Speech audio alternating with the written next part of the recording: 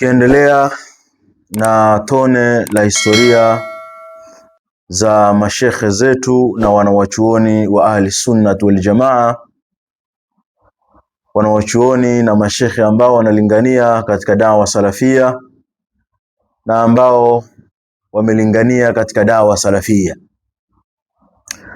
Insha Allahu taala, katika majlisi hii tutamwangalia kwa ufupi zaidi, tutamwangalia mwanawachuoni nguli, mwanawachuoni mbobezi, mwanawachuoni msomi mwenye ilmu nyingi, ambaye ni jabali katika ilmu. Na mwanawachuoni huyu amezaliwa hapa Afrika, katika bara letu la Afrika, katika nchi ya Ethiopia. Naye si mwingine ni alimul allama Sheikh Muhammad ibn Ali ibn Adam al-Ethiopi rahimahullah. Sheikh Muhammad ibn Ali ibn Adam al-Ethiopi rahimahullah amezaliwa mwaka 1366 Hijiria, ikiwa ni sambamba na mwaka 1947 au mwaka 1948 miladia. Kwa hiyo Hijiria amezaliwa ni mwaka 1366 Hijiria, lakini miladia ni mwaka 1947 au mwaka 1948. Kwa hiyo hapo kuna shaka kidogo kwa wale ambao wameandika tarjama yake. Almuhimu kwamba amezaliwa mwaka 1947 au mwaka 1948 miladia, na Hijiria ni mwaka 1366 Hijiria. Sheikh Muhammad ibn Ali ibn Adam al-Ethiopi rahimahullah ni mwanachuoni mkubwa na alizaliwa katika familia ya ilmu, kwa maana ya kuwa baba yake alikuwa ni alim, alikuwa ni mwanachuoni mkubwa na alikuwa anategemewa katika nchi ya Ethiopia katika zama zake. Na Sheikh Ali Adam al-Ethiopi rahimahullahu ta'ala ameanza kusoma kwa baba yake, kwa maana katika mashekhe zake ni pamoja na baba yake. Baba yake alimfundisha ilmu nyingi. Kwanza alianza kuhifadhisha Qur'ani, alihifadhi Qur'ani kwa baba yake, Qur'ani yote, lakini kadhalika amesoma masomo ya tauhidi na aqida na masomo ya fiqh na fani mbalimbali za ilmu kwa baba yake mzazi. Baada ya hapo akaendelea kusoma kwa mashekhi wengine mpaka akawa amefika katika daraja la juu katika ilmu. Sheikh Muhammad ibn Ali ibn Adam al-Ethiopi rahimahullah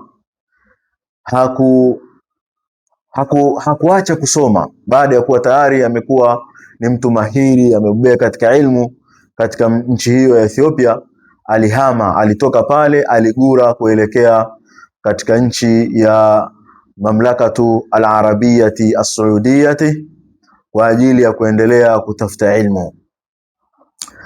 Alipofika nchini Saudi Arabia, aliendelea kusoma na kutafuta ilmu, lakini baadaye wenzake wakawa wamevutiwa na Sheikh Muhammad ibn Ali ibn Adam al-Ethiopi rahimahullah, na baadaye akachaguliwa akawa anafundisha katika maeneo mbalimbali ndani ya mji mtukufu wa Makka, na alikuwa anafundisha katika misikiti mbalimbali ndani ya mji wa Makka, kwa maana akawa ni mwalimu katika baadhi ya misikiti ndani ya mji mtukufu wa Makka.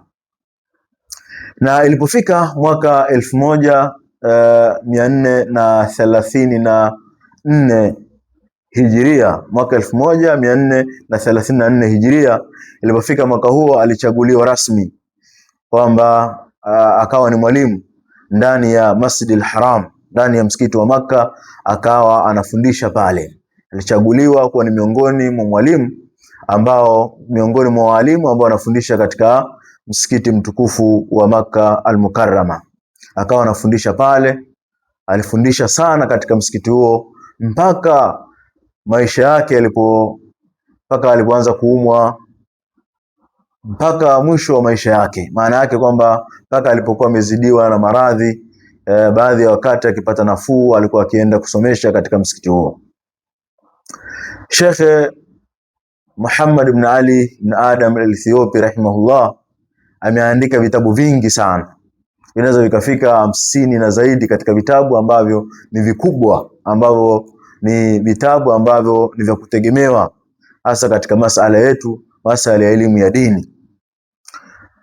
Lakini Sheikh Muhammad ibn Ali al-Ethiopi rahimahullah, baada ya kuwa ni mwanachuoni mkubwa, ni mwanachuoni nguli mbobezi, alijichukulia umaarufu Sheikh Muhammad ibn Ali al-Ethiopi rahimahullah kuwa ni mwanachuoni wa fani ya hadithi. Alibobea zaidi katika elimu ya hadithi na mpaka akaandika kitabu ambacho ni tegemezi, sharh ya Sahih Muslim. Lakini pia amefundisha kutubu 6 ndani ya Makka, katika msikiti mtukufu wa Makka, na amefundisha katika misikiti mbalimbali kama tulivyoelezea katika misikiti ya pale katika mji mtukufu wa Makka. Kama ilivyokuwa kawaida ya mwanadamu, ataishi duniani baada ya kuzaliwa na kuishi duniani na kuyafanya yale yote ambayo aliwafikishwa kuyafanya katika mambo ya kheri na katika mambo mbalimbali yanayohusu ulimwengu. Hakuna budi isipokuwa lazima atarejea kwa Mola wake subhanahu wa ta'ala.